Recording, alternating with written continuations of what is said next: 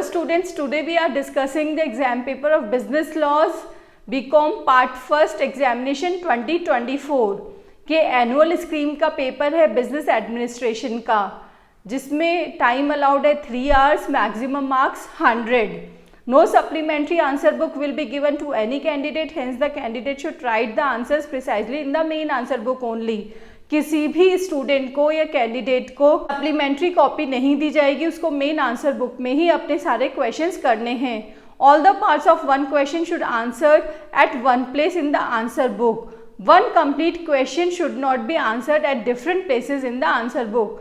जो आपके बड़े क्वेश्चन हैं उसमें अगर कोई पार्ट्स गिवन है A, B, C, D, तो इन सभी पार्ट्स को आपको एक ही जगह लिखना है, अलग अलग जगह नहीं करना है. Right your roll number on question paper before start writing answers of the questions. आपको आंसर देने से पहले क्वेश्चन पेपर पे अपना रोल नंबर लिख देना है.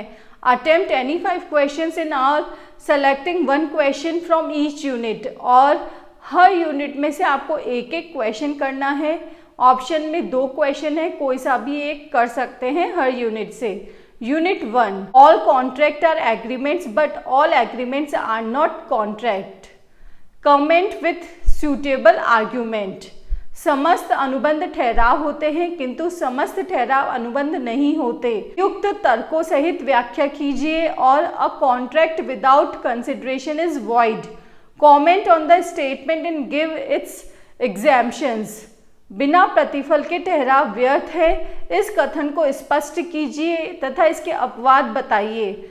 स्टूडेंट्स, आप ये सोच रहे हैं कि एनुअल स्कीम के पेपर्स का हम क्या करेंगे, लेकिन ये पेपर्स भी आपके लिए इम्पॉर्टेंट है क्योंकि जो 4 यूनिट्स आएंगी आपकी पार्ट सी में सेमेस्टर वाले स्टूडेंट्स के, उनमें बड़े ही क्वेश्चन आने वाले हैं. और इन्हीं क्वेश्चंस को अगर आप करके जाते हैं तो आपकी प्रिपरेशन अच्छी हो जाएगी. It's second, define bailment and state the duty of a bailor and bailee. निक्षेप की परिभाषा दीजिए. निक्षेपी एवं निक्षेपी ग्रहीता के कर्तव्यों को उल्लेख कीजिए. और define agency, how is it created and terminated. Agency की परिभाषा दीजिए, ये किस प्रकार स्थापित की जाती है और किस प्रकार समाप्त की जाती है. Unit 3, what is a condition? What are the implied condition according to the Indian Sale of Goods Act? Give suitable example.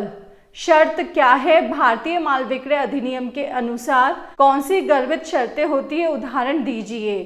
और what is meant by unpaid seller? Explain the right of an unpaid seller. अदत्त विक्रेता से क्या आशय है?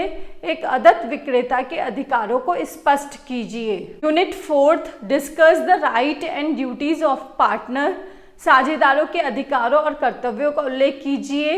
Option में है what do you mean by dissolution of firm.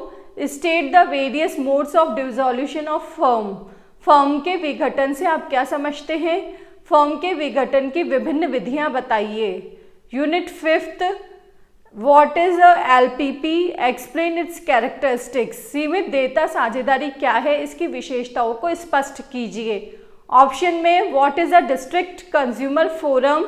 Describe the procedure adopted for the redressal of consumer complaints of this forum. खुला उपभोक्ता मंच क्या है? इसके द्वारा उपभोक्ता शिकायतों के निवारण के लिए अपनाई जाने वाली प्रक्रिया का उल्लेख कीजिए.